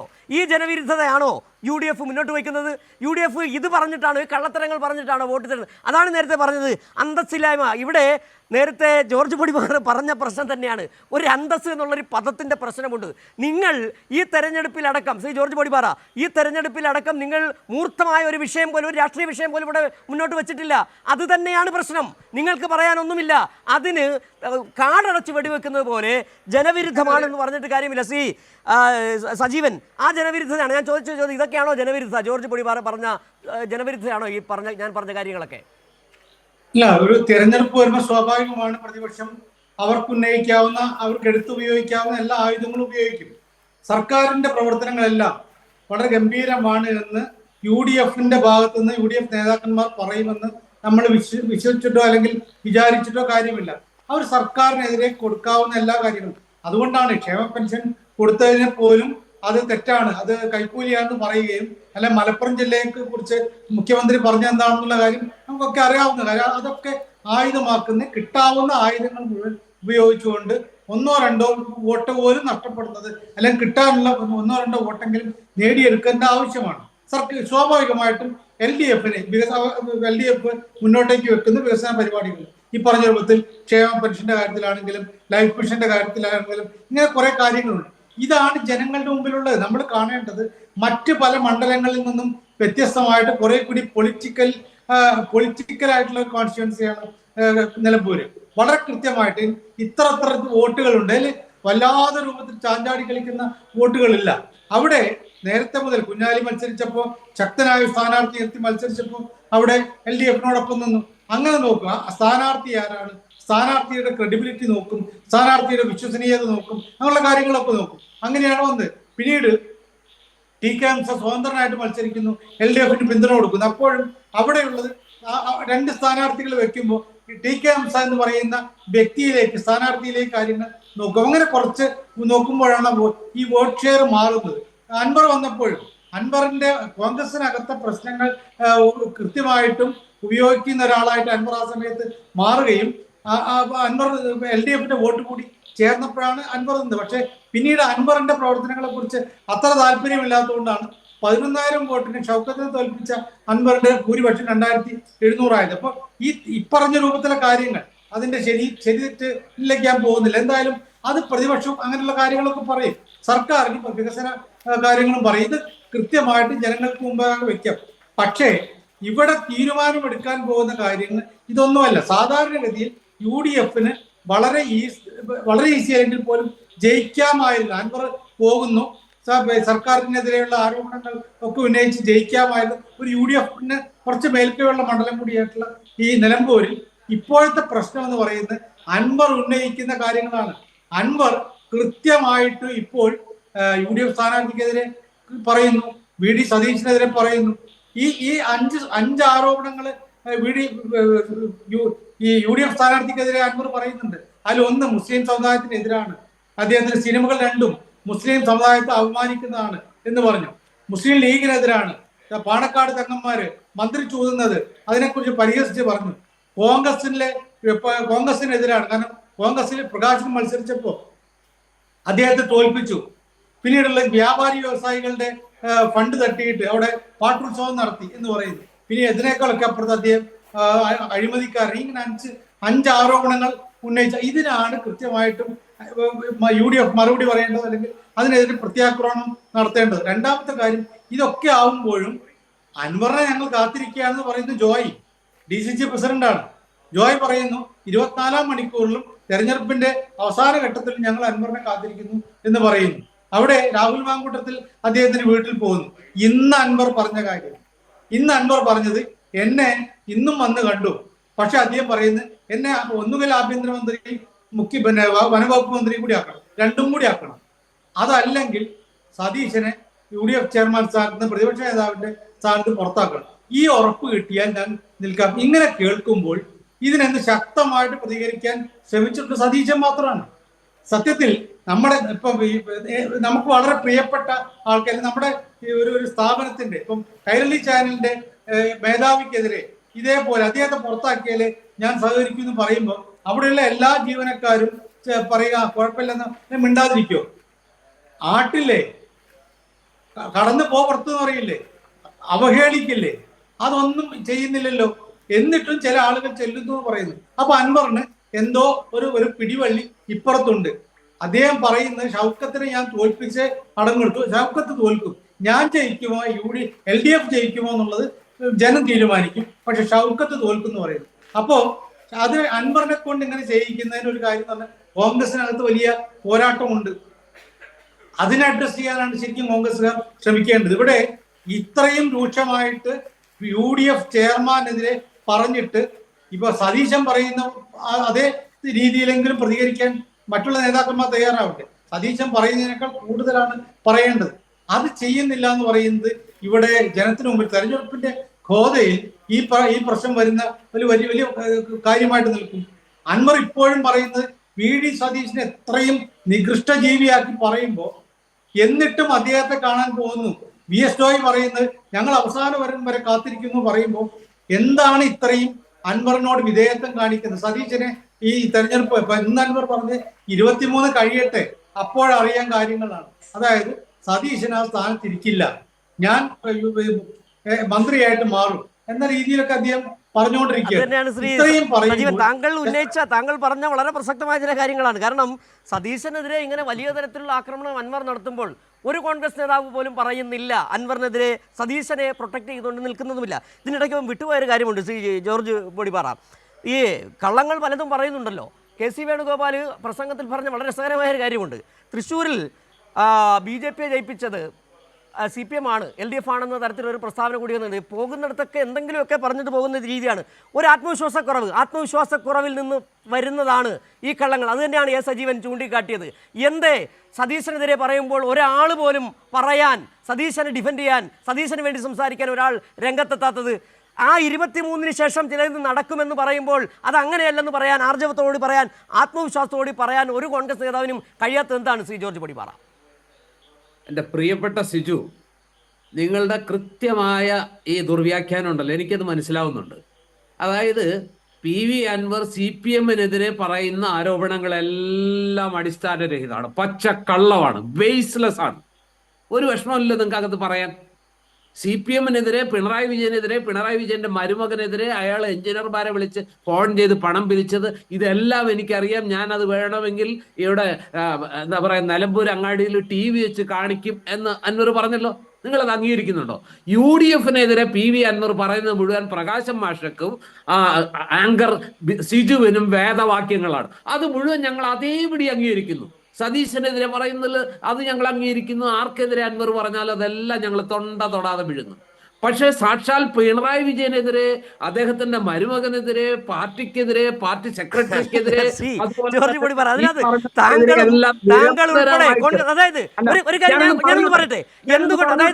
പിണറായി വിജയന്റെ മരുമകൻ എന്ന് പറയുന്ന അതാണ് ഒരു കുടിലതയുണ്ട്. പിണറായി വിജയന്റെ മരുമകൻ എന്ന് നിങ്ങൾ പറയുന്നതിനകത്ത് ഒരു കുടിലതയുണ്ടല്ലോ.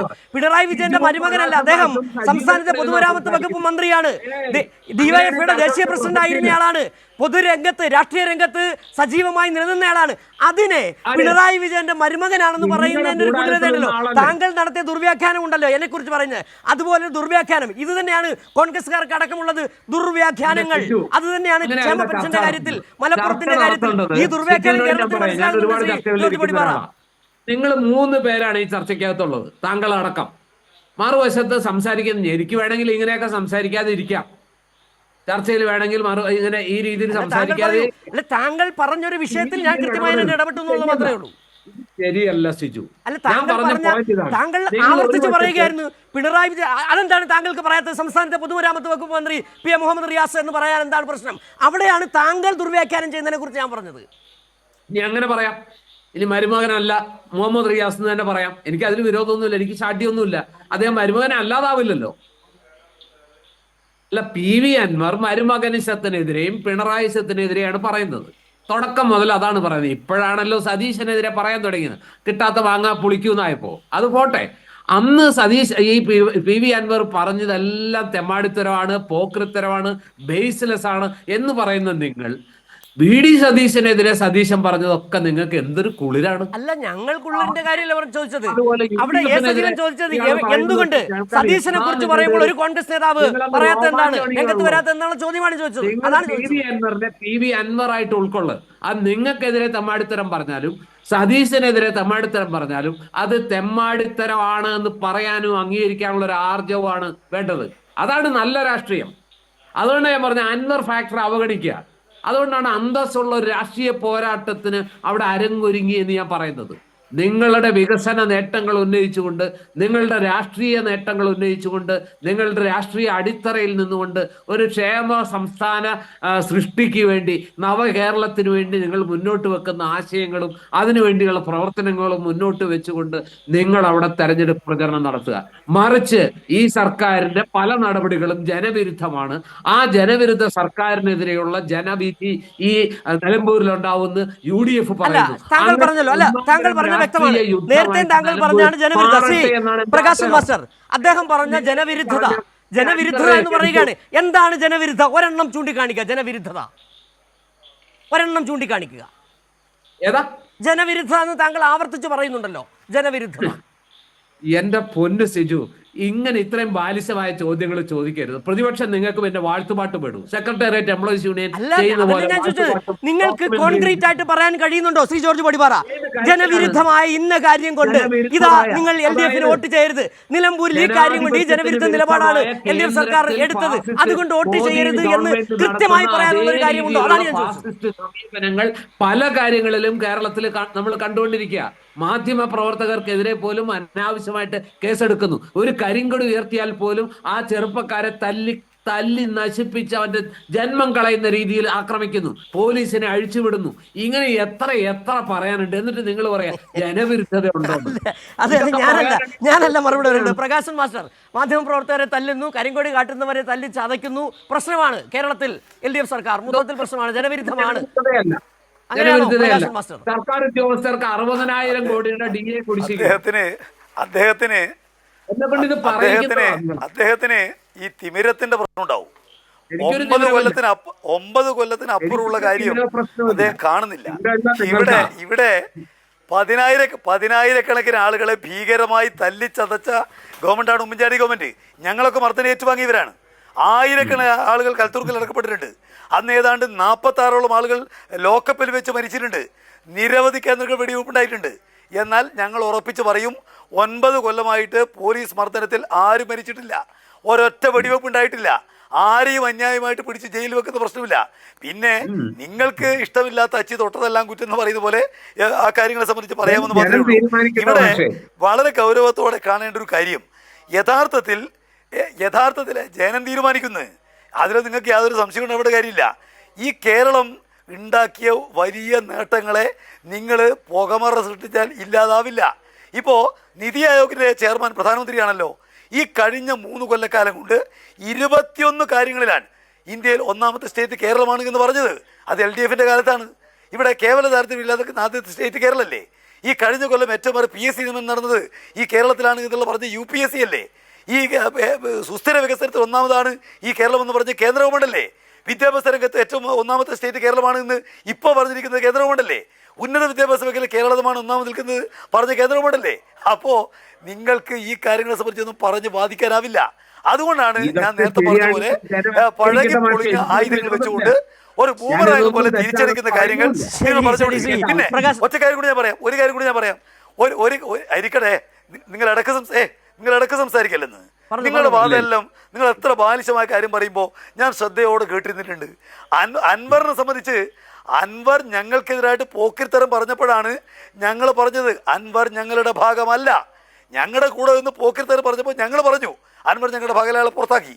ഇപ്പോൾ UDFന്റെ ഭാഗമായി നിന്ന് അതേ പോക്കിരിത്തരങ്ങൾ ആവർത്തിച്ചുകൊണ്ടേയിരിക്കുന്നു, നിങ്ങളെ ചവിട്ടിക്കൊണ്ടേയിരിക്കുന്നു. അപ്പോൾ നിങ്ങൾ ചെയ്യുന്നത് എന്താ? ആ കാല് പിടിച്ച് നക്കിക്കൊണ്ടേയിരിക്കുന്നു. നിങ്ങൾ അദ്ദേഹത്തെ വീട്ടിലേക്ക് അയക്കുന്നു, അദ്ദേഹവുമായി ചർച്ച ചെയ്യുന്നു, വാഗ്ദാനങ്ങൾ നടത്തുന്നു. ഇവിടെ രമേശ് ചെന്നിത്തലയും സുധാകരനും അതുപോലെ ആളുകളെല്ലാം പറഞ്ഞു അദ്ദേഹം ഞങ്ങളുടെ ഭാഗമാണ്. അപ്പോൾ ഇത് രണ്ടും വ്യത്യാസമുണ്ട്. അൻവർ പറഞ്ഞിരിക്കുന്ന വാദങ്ങൾ അന്യായമാണെന്ന് കണ്ടപ്പോൾ ഞങ്ങൾ അൻവർ ഉപേക്ഷിച്ചു. ആ വാദം കൊണ്ടു നടന്ന ആളുകൾ ഇപ്പോൾ അൻവർ നിങ്ങളെപ്പറ്റി പറയുമ്പോൾ കെട്ടിപ്പുണരുകയാണ്. അത് രണ്ടും തമ്മിലുള്ള വ്യത്യാസം എന്താണ് എന്നുള്ളത് നിങ്ങൾ കാണണം. അത് ഞങ്ങൾ അദ്ദേഹം പറഞ്ഞ പോക്കിരിത്തരത്തിനെതിരായിട്ട് കൃത്യമായ നിലക്കുള്ള നിലപാട് സ്വീകരിച്ചിട്ട് നിങ്ങൾക്ക് കഴിയുന്നില്ല. ചർച്ചയിലേക്ക് വരുമ്പോൾ വളരെ സമയം പരിമിതിയുണ്ട്. എന്നാലും ജോർജ് പൊടിപ്പാറ, താങ്കൾ നേരത്തെ പറഞ്ഞുകൊണ്ടിരുന്നപ്പോൾ അവസാനിപ്പിച്ചൊരു കാര്യം ഞാൻ ഓർക്കുകയാണ്. അതായത് സർക്കാർ ജീവനക്കാരുടെ DAയുമായി ബന്ധപ്പെട്ട കാര്യമാണ് താങ്കൾ പറഞ്ഞു വന്നത്. അവിടെ ഓർക്കേണ്ട ഒരു കാര്യമുണ്ട്. ഈ തെരഞ്ഞെടുപ്പിൽ വീണ്ടും ചർച്ചയാവുന്ന 2 കാര്യങ്ങളുണ്ട്. ഒന്ന്, പഴയൊരു മുഖ്യമന്ത്രി AK ആൻ്റണി പറഞ്ഞ് നമ്മുടെ മുന്നിലുണ്ട്, സർക്കാർ ഓഫീസുകൾ അടഞ്ഞു കിടന്നാൽ ഇവിടെ ഒന്നും സംഭവിക്കില്ല എന്നുള്ളതും. മാസങ്ങളോളം സർക്കാർ ജീവനക്കാർ സമരം നടത്തിയതൊക്കെ നമ്മുടെ ഓർമ്മയിലുണ്ട്. പിന്നെ ഒരു കാര്യം, നമ്മൾ ഈ നരിവേട്ട എന്ന് പറഞ്ഞൊരു സിനിമ ഇപ്പോൾ ഇറങ്ങിയിട്ടുണ്ട്. മുത്തങ്ങയിൽ നടന്ന ആ നരവേട്ടയെക്കുറിച്ച് താങ്കൾ ആ സിനിമയൊന്ന് കാണുന്നത് നന്നായിരിക്കും. താങ്കൾ പറഞ്ഞല്ലോ ഇവിടെ പോലീസ് തല്ലിച്ചതച്ചു എന്ന്. കേരളത്തിൻ്റെ ചരിത്രം എടുത്തു കഴിഞ്ഞാൽ വർഗീയ കലാപങ്ങൾ നടന്ന ആരുടെ ഭരണകാലത്താണെന്ന്, ആര് ഭരിച്ചപ്പോഴാണെന്നുള്ളത് നമുക്കൊന്ന് ഓർക്കുന്നതല്ലായിരിക്കും. ശ്രീ ജോർജ് പൊടിപ്പാറ, താങ്കൾ പറഞ്ഞ ആ ഭരണകൂട ഭീകരത കേരളം കണ്ടത് ആരുടെ ഭരണകാലത്താണെന്നുള്ളത് ഓർക്കണം. ഏതായാലും പ്രകാശൻ മാസ്റ്റർ പറഞ്ഞു വന്ന നേരത്തെ തൃശ്ശൂർ തെരഞ്ഞെടുപ്പുമായി ബന്ധപ്പെട്ടാണ്, അവിടെ വെച്ചാണ് നമ്മളൊരു ഇടവേള പറഞ്ഞത്. തൃശ്ശൂർ കാര്യങ്ങളിൽ KC വേണുഗോപാൽ പറഞ്ഞത് അവിടെ ജയിപ്പിച്ചത്, സുരേഷ് ഗോപിയെ ജയിപ്പിച്ചത് CPM ആണ്, LDF ആണെന്നുള്ള തരത്തിൽ പറയുകയും ചെയ്തു. എന്തും പറഞ്ഞു വിടുകയാണ്. ഒരു തെരഞ്ഞെടുപ്പാകുമ്പോൾ പറയുന്നതിന് എന്തെങ്കിലുമൊക്കെ വസ്തുത വേണ്ടേ? ഒരു ആങ്കറിൽ എന്ന് പറയുന്നതിനകത്തും ചില വസ്തുതകളൊക്കെ വേണം. അതെ, ആ വസ്തുതയാണ് ഞാൻ പറഞ്ഞത്. നരിവേട്ട സിനിമ കാണണം, മുത്തങ്ങ സമരം എന്താണെന്ന് അറിയണം, ആന്റണി എന്ന് പറഞ്ഞത് എന്താണെന്ന് അറിയണം, അവിടെ ന്യൂനപക്ഷം വല്ലാത്ത സ്വാധീനം ചെലുത്തുന്നു പറഞ്ഞ ഓർമ്മ വേണം. ജോർജ് പൊടിപ്പാറ, ഒരു 25 കൊല്ലം മുമ്പുള്ള ചരിത്രം പറയലല്ല. അത് സിജു ആദ്യം മനസ്സിലാക്കണം. അതായത് ഇപ്പോൾ കേരളത്തിൽ ഒരു സാമ്പത്തിക പ്രതിസന്ധിയില്ല, കേരളം സാമ്പത്തികമായിട്ട് വളരെ സേഫ് ആണെന്ന് ഈ ഗവൺമെന്റ് അവകാശപ്പെടുമ്പോഴാണ് ഈ സർക്കാർ ജീവനക്കാർക്ക് ഏതാണ്ട് 19% DA കുടിശ്ശികയായിരിക്കുന്നത്. അതൊരു വസ്തുതയല്ലേ? അല്ല ശ്രീ ജോർജ് പൊടിപ്പാറ, താങ്കൾ എന്തിനാണ്, താങ്കൾ ആദ്യം തന്നെ പറഞ്ഞല്ലോ കോൺഗ്രസ് സഹയാത്രികൻ എന്ന് പറയാൻ താങ്കൾ ഇഷ്ടപ്പെടുന്നില്ല. ഇവിടെ അറിയാമല്ലോ എന്തൊക്കെയാണ് കേന്ദ്ര സാമ്പത്തിക ഉപരോധം ഏർപ്പെടുത്തിയത്. നിങ്ങളൊരു വാക്ക് പറഞ്ഞോ? ആരെങ്കിലും പറഞ്ഞോ? അവിടെ നിന്നുകൊണ്ട് സംസ്ഥാനത്തിന്റെ നികുതി വർദ്ധിപ്പിക്കുന്നു, ആ പണം എടുത്ത് ക്ഷേമ പെൻഷൻ കൊടുക്കുന്നു, ഈ ഇടിയെ കുടിശ്ശിക കൊടുത്തു തീർത്തുകൊണ്ടിരിക്കുന്നു. അതിനെ ഇങ്ങനെ വല്ലാതെ വ്യാഖ്യാനിക്കരുത് ഈ ജോർജ് പൊടിപ്പാറ. താങ്കൾ പറഞ്ഞത് അങ്ങനെയാണെങ്കിൽ ഈ കോൺഗ്രസ് സഹയാത്രികനല്ല എന്ന് പറയുന്നെങ്കിൽ പോലും പറയാനുള്ള ആർജവം താങ്കൾ കാണിക്കണം. അത് ശരിയല്ല എന്ന് പറയാനുള്ള ആർജവം താങ്കൾ കാണിക്കണം. പോയിന്റ് ബ്ലാങ്കില് ഈ ഇന്ത്യയിലെ BJP സർക്കാരുകൾ പോലും ചെയ്യാത്ത രീതിയിൽ ഈ സർക്കാരിന്റെയും കഴിഞ്ഞ സർക്കാരിന്റെയും ഭരണകാലത്ത് മാവോവാദികൾ പറഞ്ഞ് പോയിന്റ് ബ്ലാങ്കിൽ വെടിവെച്ച് കൊന്നില്ലേ? ഇതാരെങ്കിലും പറഞ്ഞിട്ടാണോ? വേറെ ആരെങ്കിലും നിങ്ങളെ നിർബന്ധിച്ചോ കൊല്ലാൻ, ഈ രീതിയിൽ വെടിവെച്ച് കൊല്ലാൻ? അപ്പൊ ഇതൊക്കെ പറയുമ്പോ ഉടനെ നിങ്ങൾ എന്തിനാണ്, ഞാനൊന്നും ഇത് പറയാൻ ആഗ്രഹിച്ചതുമല്ല, നിങ്ങൾ എന്റെ വായിൽ വെച്ച് തരിക. അല്ല, കേരളം കണ്ട ഏറ്റവും വലിയ നരവേട്ട എന്ന് പറഞ്ഞാൽ മുത്തങ്ങ കണ്ടതാണ്. നിരായുധരായ ആദിവാസികളെ വെടിവെച്ച് കൊല്ലാൻ ഉത്തരവ് നൽകിയത് ആന്റണിയാണ്. അതെ, കേരളത്തിൽ, അതാണ് ഞാൻ ചോദിച്ചത്, കേരളത്തിൽ നടന്ന വർഗീയ കലാപങ്ങൾ നടന്നപ്പോഴൊക്കെ ആരായിരുന്നു ഇവിടെ അധികാരത്തിലിരുന്നത്? നിങ്ങളിപ്പോൾ പറഞ്ഞല്ലോ ശ്രീ ജോർജ് പൊടിപ്പാറ, ഏറ്റവും ഒടുവിൽ സർക്കാർ ജീവനക്കാരുടെ കുടിശ്ശികയുമായി ബന്ധപ്പെട്ട് എങ്ങനെ കുടിശ്ശിക വന്നു? ഈ സംസ്ഥാനത്തെ സാമ്പത്തിക ഉപരോധം ഏർപ്പെടുത്തി കേന്ദ്ര സർക്കാർ. ഒരു വരി മിണ്ടാൻ താങ്കളുടെ പാർട്ടിക്കോ, താങ്കൾ ഒരു വലിയ വിശ്വാസം അർപ്പിക്കുന്ന പാർട്ടിയിലെ തോന്നിയോ? അപ്പോഴും കേരളം വിഷമിച്ചുകൊള്ളട്ടെ, കേരളം പട്ടിണി കിടന്നുകൊള്ളട്ടെ, എന്നാലും ഞങ്ങൾക്ക് ജയിക്കണമെന്ന് പറഞ്ഞ് മനസ്സുണ്ടല്ലോ. ശ്രീ എം പ്രകാശൻ മാസ്റ്റർ, താങ്കൾക്ക് സംസാരിക്കാവുന്നതാണ് ഈ വിഷയം ജോർജ് പൊടിപ്പാറ ഉന്നയിച്ച വിഷയം. ഇതില് ഈ കേന്ദ്ര ഗവൺമെന്റ് നടപ്പാക്കുന്ന തെറ്റായ നടപടികളെ എത്രമാത്രമാണ് കോൺഗ്രസ്സുകാർ വെള്ളപൂശിക്കൊണ്ടിരിക്കുന്നത് നമ്മൾ കാണുകയാണല്ലോ. ഇപ്പോൾ മാധ്യമപ്രവർത്തകർ ആയിരക്കണക്കിന് ആളുകളെ നരേന്ദ്രമോദി അറസ്റ്റ് ചെയ്ത് ജയിലിൽ വെച്ചിട്ടുണ്ട്. ആ കാര്യം സംബന്ധിച്ച് അവർക്ക് മിണ്ടാട്ടമില്ല. രാജ്യത്തിനകത്ത് ഈ കേന്ദ്ര ഗവൺമെൻറ് നടപ്പിലാക്കിക്കൊണ്ടിരിക്കുന്ന വർഗീയ നിലപാടുകൾ, അതുപോലെ ഇപ്പോൾ ഒടുവിൽ പറഞ്ഞല്ലോ മാവോവാദികൾ എന്ന് പറഞ്ഞിട്ട് കൊന്നത് 19 പേരെ ഒറ്റയടിക്ക് കഴിഞ്ഞ ആഴ്ചയാണല്ലോ BJP ഗവൺമെൻറ് കൊന്നത്. അതിനെ സംബന്ധിച്ചൊന്നും ഒരു വാക്കുരിയാടാൻ ഇവർക്ക് നാവ് പൊങ്ങില്ല. ഞങ്ങളെ സംബന്ധിച്ച് ഇവിടെ ഞാൻ ചോദിക്കട്ടെ, സർക്കാർ ജീവനക്കാരുടെ സമരത്തിൽ സ്ത്രീകളെ തല്ലിച്ചേച്ച ഗവൺമെൻറ് ഏതാ? ഇവിടെ സർക്കാർ ജീവനക്കാരുടെ വിഷയവുമായി ബന്ധപ്പെട്ടുകൊണ്ട് മുണ്ട് മുറുക്കി കൊടുക്കണം എന്ന് പറഞ്ഞത് ആരാണ്? മാസങ്ങൾ ഇവിടെ സർക്കാർ ഓഫീസുകൾ അടഞ്ഞു കിടന്നാൽ ഒരു പ്രശ്നവുമില്ല എന്ന് പറഞ്ഞ് മുഖ്യമന്ത്രി ആരാ? ഇതൊന്നും കേരളം മറന്നിട്ടില്ല. ഞങ്ങൾ സർക്കാർ ജീവനക്കാരുടെ TA കൊടുത്ത് തീർക്കുമെന്നുള്ള കാര്യം പരസ്യമായി മുഖ്യമന്ത്രി പ്രഖ്യാപിച്ചിട്ടുണ്ട്. സർക്കാർ ജീവനക്കാരുൾപ്പെടെയുള്ള ഒരു സമരങ്ങളോടും അന്യായമായ നിലപാട് സ്വീകരിക്കുന്നവരല്ല ഞങ്ങൾ. എന്നാൽ ഈ കേരളത്തിൻ്റെ ചരിത്രത്തിൽ ഇത്രയേറെ ആളുകളെ ആക്രമിച്ച, കൊലപ്പെടുത്തിയ, പോലീസിൻ്റെ ഭീകരതയുണ്ടായ മറ്റൊരു കാലം ഉമ്മൻചാണ്ടി ഗവൺമെൻറ് കാലത്തെ പോലെ മറ്റൊന്നില്ല. അതാണ് ഞാൻ പറഞ്ഞത്. പിന്നിട്ട് 9 കൊല്ലക്കാലമായിട്ട് പോലീസ് മർദ്ദനത്തിൽ ആരും കൊല്ലപ്പെട്ടിട്ടില്ല, വെടിവെപ്പിൽ ആരും കൊല്ലപ്പെട്ടിട്ടില്ല, കസ്റ്റഡിയിൽ ആരും കൊല്ലപ്പെടുന്ന അവസ്ഥ ഉണ്ടായിട്ടില്ല, ലോക്കപ്പ് മർദ്ദനമില്ല. അതുകൊണ്ട് അത്തരം കാര്യങ്ങളെല്ലാം അഭിമാനകരമായ മുന്നേറ്റം മാത്രമേ ഞങ്ങൾക്കുള്ളൂ. അതോടൊപ്പം തന്നെ ഈ ഗവൺമെൻറ്റിന് പറയാൻ വേണ്ടി കഴിയാവുന്ന നേട്ടങ്ങൾ അതിൻ്റെ 100-1 പറയാൻ 5 കൊല്ലക്കാലമുള്ള ഉമ്മൻചാണ്ടി ഗവൺമെന്റ് ആവില്ല. അതുകൊണ്ടാണ് ഞാൻ പറഞ്ഞത്, ധൈര്യമുണ്ടെങ്കിൽ 5 കൊല്ലമുള്ള UDF-ന്റെ ഭരണം. ഇടപെടുകയാണ്. താങ്കൾ പറഞ്ഞതിൽ തന്നെയാണ്. ഒരു പക്ഷേ LDF-ന് അഭിമാനമുള്ള വിഷയങ്ങളുണ്ട്, UDF-ന് അപമാനമുള്ള വിഷയങ്ങളുമുണ്ട്. നിലമ്പൂരിൽ ഈ അഭിമാനവും അപമാനവും നേരത്തെ ജോർജ് പൊടിപ്പാറ പറഞ്ഞതുപോലെ അന്തസ്സില്ലായ്മയും അടക്കം ചർച്ച ചെയ്യപ്പെടുക തന്നെ ചെയ്യും. വളരെ നന്ദി ഈ ചർച്ചയിൽ പങ്കെടുത്തതിന്. ന്യൂസ് ആൻഡ് വ്യൂസ് ഇവിടെ സമാപിക്കുകയാണ്.